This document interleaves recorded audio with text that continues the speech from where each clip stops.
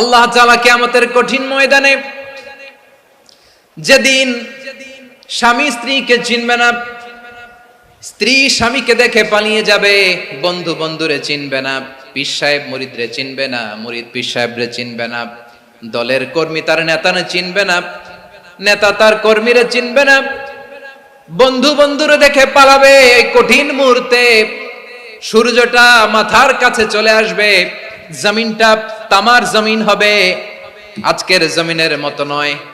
মানুষ ঘর্মাক্ত, ক্লান্ত, শ্রান্ত মাথার মগজগুলো কানের ছিদ্র আর নাকের ছিদ্র দিয়ে বেয়ে বেয়ে পড়বে। বিশ্বনবী ফরমান, ময়দানে 7 শ্রেণীর ব্যক্তিকে রব্বুল আলামিন তার আরশের নিচে ছায়া দিবেন। তার মধ্যে প্রথম শ্রেণীর ব্যক্তি হলো ইমামুন আদিল। ইমামুন আদিল, ন্যায়পরায়ণ শাসক, যে ইনসাফের সাথে বিচার করে, যে জাস্টিস সমাজে সার্ভ করে, যে সুশাসন নিশ্চিত করে, ওই ইমামুন আদিল। আদিল শব্দটা বুঝছেন না? ইন্নাল্লাহা ইয়া'মুরু বিল আদল, পাইছেন? আদিল। 7 শ্রেণীর ব্যক্তিকে আল্লাহ তাআলা সুশীতল আরশের নিচে ছায়া দিবেন, যেদিন তার দেয়া ছায়া ছাড়া কোনো ছায়া থাকবে না। এর প্রথম হচ্ছে ইমামুন আদিল, ন্যায়পরায়ণ শাসক। চিল্লায় বলেন সুবহানাল্লাহ। আবার বিশ্বনবী বললেন, ইন্নাল মুকসিতিনা ইনদাল্লাহি আলা মানাবিরা মিন নূর আন ইয়ামিনির রহমান। কিয়ামতের দিন যারা ন্যায়পরায়ণ হিসেবে আল্লাহর সামনে দাঁড়াবে, কিয়ামতের দিন রব্বুল আলামিন তার আরশের ডান দিকে ওই ন্যায়পরায়ণ লোকদের জন্য আরশের ডান দিকে একটা নূরের মিম্বারে তাদেরকে বসার সুযোগ করে দিবে। আল্লাহর আরশের ডান দিকে ন্যায়পরায়ণ লোকদের জন্য আল্লাহ তাআলা নূরের মিম্বার বানাবে। 4টেখানে কথা মনে করেছেন? আল আদাল, জাস্টিস। ইন্নাল্লাহা ইয়া'মুরু বিল আদল। আল্লাহ তাআলা এই আদালতের নির্দেশনা দেয়, সুবিচার, সুশাসন। প্রিয় ভাইয়েরা, এটা আমরা বাংলাদেশে চাই কি চাই না? এই যে অরাজকতা, এই যে অন্যায়, এই যে জুলুম, এই যে ইনকনসিস্টেন্সি সমাজের অসঙ্গতির প্রধান কারণ জাস্টিস নাই, সুবিচার নাই, সুশাসন নাই। শেষবারের মতো আওয়াজ করে বলেন তো, আমরা বাংলাদেশে আদল চাই কি চাই না? তাহলে প্রথম নির্দেশনা শেষ। আল্লাহ তাআলা তোমাদেরকে আদলের আদেশ দেন। এরপরে আল্লাহ বললেন, আমি তোমাদেরকে ইহসানের আদেশ দেই।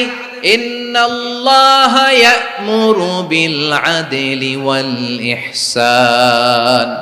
আমি তোমাদেরকে যেমনি আদলের নির্দেশনা দেই, তেমনি ভাবে তোমাদেরকে ইহসানের নির্দেশনা দেই।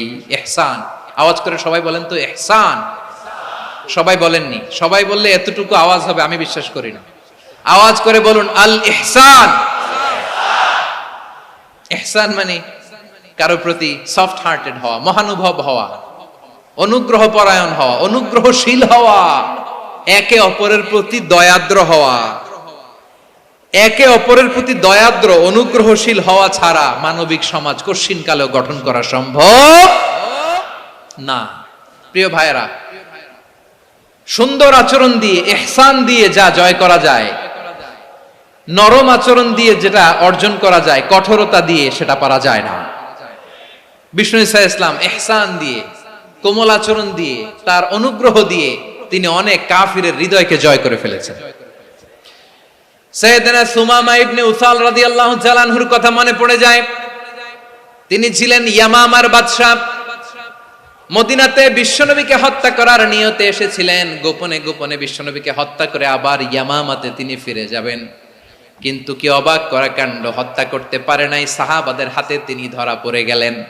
সাইয়েদনা সুমামা ইবনে উসাল রাদিয়াল্লাহু তাআলা আনহু হত্যার নিয়তে আসলেন, কিন্তু হত্যা করতে পারলেন না। সাহাবারা ওনাকে ধরে ফেললেন, ধরে মসজিদে নববীর পিলারের মধ্যে বেঁধে রাখলেন। সুমামা ইবনে উসাল, সিরাত থেকে শুনে, সিরাত থেকে শোনাচ্ছি, রাদিয়াল্লাহু তাআলা আনহু ইয়ামামার অধিপতি ছিলেন। ইয়ামামা বিশ্বনবীকে হত্যার জন্য আসছেন, ধরা পড়ে গেছেন, এখন মসজিদে নববীতে বেঁধে রাখছে, তার মানে বন্দী। এখন স্ট্যাটাস কি? বন্দী, ক্যাপটিভ। তো বিষ্ণু ঈসা ইসলাম সাহাবাদেরকে বললেন, তার খোঁজ খবর নিও, সুমামা ইবনে উসালের খোঁজ খবর নিও। সাহাবারা বলেন, ইয়া রাসূলুল্লাহ, আপনাকে হত্যা করতে এসেছে, তার তো কঠিন ক্যাপিটাল পানিশমেন্ট হওয়া দরকার, কঠিন শাস্তি হওয়া দরকার। বিশ্বনবী বললেন, না, আমি যেটা জানি তোমরা সেটা জানো না। তোমরা সুমামার সাথে ভালো আচরণ করো, বিশ্বনবী সুমামার কাছে গেলেন। প্রথম দিন যে তিনি কালেমার দাওয়াত দিলেন, ইমানের দাওয়াত দিলেন, ইসলামের দাওয়াত দিলেন, রিসালাতের দাওয়াত দিলেন, আখিরাতের দাওয়াত দিলেন। পরের দিন যে বিশ্বনবী সালাতের দাওয়াত দিলেন, যাকাতের দাওয়াত দিলেন, ইসলাম কি, কিভাবে, কেমন করে পালন করতে হয় চমৎকার আর্টিকুলেট করতে শুরু করলেন। তন্ময় হয়ে সুমামা ইবনে উসাল রাদিয়াল্লাহু তাআলা আনহু বিশ্বনবীর কথাগুলো শুনতে আরম্ভ করলো। একদিন নয়, 2 দিন নয়, টানা 3 দিন বিশ্বনবী সুমামার কাছে ইসলামকে প্রেজেন্ট করেছেন, উপস্থাপন করেছেন। আওয়াজ করে বলেন, কয় দিন? 3 দিন। 3 দিন মসজিদে নববীতে বাধা। আর সাহাবীদেরকে বললেন, তার খোঁজ খবর নিও, তোমরা যে রুটি বানাও এর মধ্যে সবচেয়ে ভালো আটার রুটিটা তারে দিও, সবচেয়ে রিফাইন্ড খেজুর, যেটা পিওর খেজুর, এটা তারে দিও। আর বিশ্বনবী নিজের উট থেকে দুধ দহন করে ওনার বাড়ির এক কর্মচারীকে বলেছেন, দুধ দহন করে সুমামার জন্য নিয়ে যেও। সুবহানাল্লাহ পড়বেন না? সবাই তো অবাক, ইয়ামামা থেকে আসছে নবীকে হত্যা করতে, বিশ্বনবী দেখে তারে জামাই আদর করে, তাকে মজার মজার খাবার দিও, দুধ দিও, আদর আপ্যায়ন করো।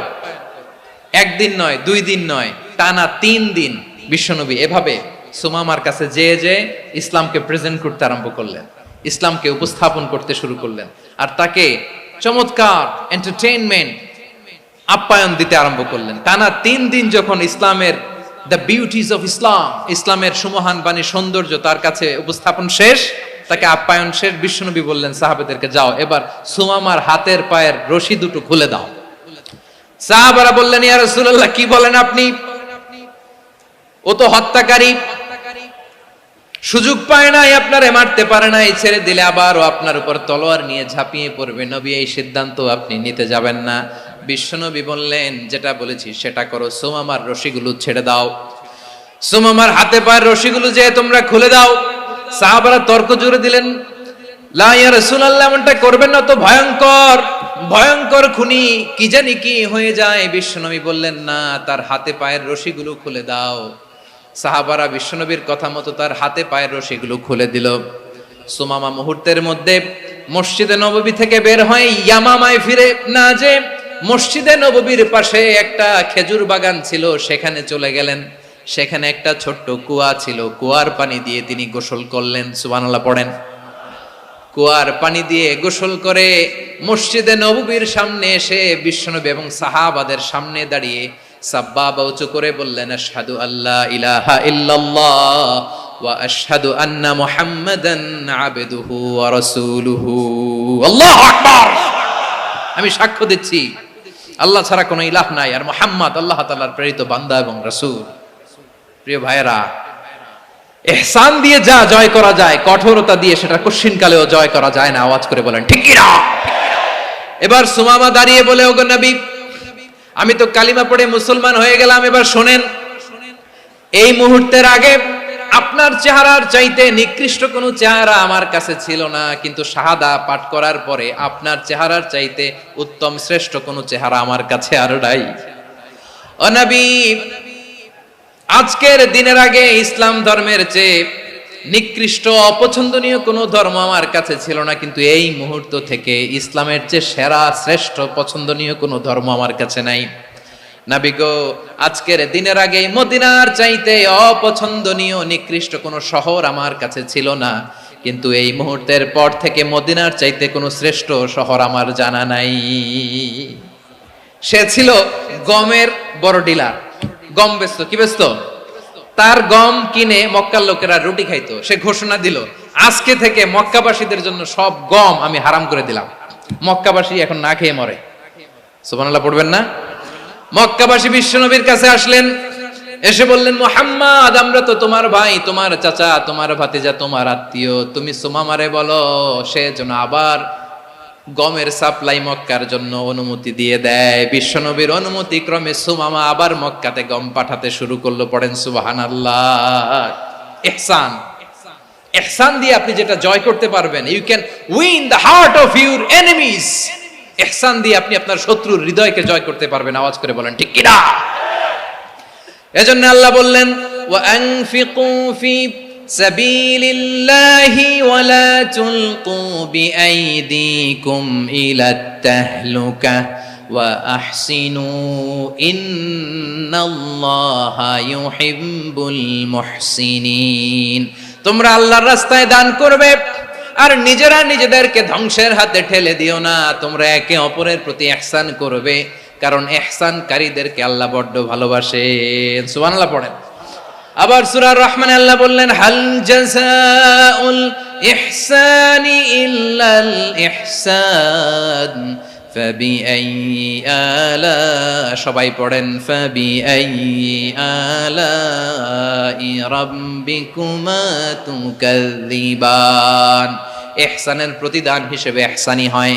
বিশ্বনবী সুমামার প্রতি যেমন ইহসান করেছেন, সুমামাও ঠিক তেমন ইহসান ফিরিয়ে দিয়েছে। ঠিক কিনা বলেন? তাহলে এক নম্বরে হচ্ছে আদ, ন্যায় বিচার। দুই নম্বরে সবাই বলেন ইহসান, সদাচরণ। ইহসান দুই ধরনের প্রিয় ভাইরা, ইহসান ফিল ইবাদা, ইহসান ফিল মুআমালা। ইহসান ফিল ইবাদা হচ্ছে একাগ্র অনুভবে ইবাদতে ডুব দেওয়া, এর নাম ইবাদতের ইহসান। সুবহানাল্লাহ পড়ে। বিশ্বনবী বলেন ইহসান মানে কি জানো নাকি? হাদিসে জিবরিলে সাইয়েদনা জিবরিল আলাইহিস সালাম বিশ্বনবীকে বললেন, আখবিরনি আনিল ইহসান। নবী আমাদেরকে বলেন ইহসান মানে কি? বিশ্বনবী বললেন, আনতা আবুদাল্লাহা কাআন্নাকা তারাহু ফাইন লাম তাকুন তারাহু ফাইন্নাহু ইয়ারাক। ইহসান মানে হলো এমন ভাবে তুমি আল্লাহর সামনে নিজেকে উজাড় করে ইবাদত করবে, তুমি ভাববে তুমি আল্লাহকে দেখতে পাচ্ছ। আর এটা যদি ভাবা তোমার জন্য কঠিন হয়ে যায়, অন্তত এতটুকু তুমি ভাববা যে আল্লাহ তোমাকে দেখতে পাচ্ছেন। ঠিক কিনা বলেন? ও আমার বীর চট্টলার ভাইয়েরা, কেউ যেটা দেখে না সেটা দেখে কে? এই বিশ্বাস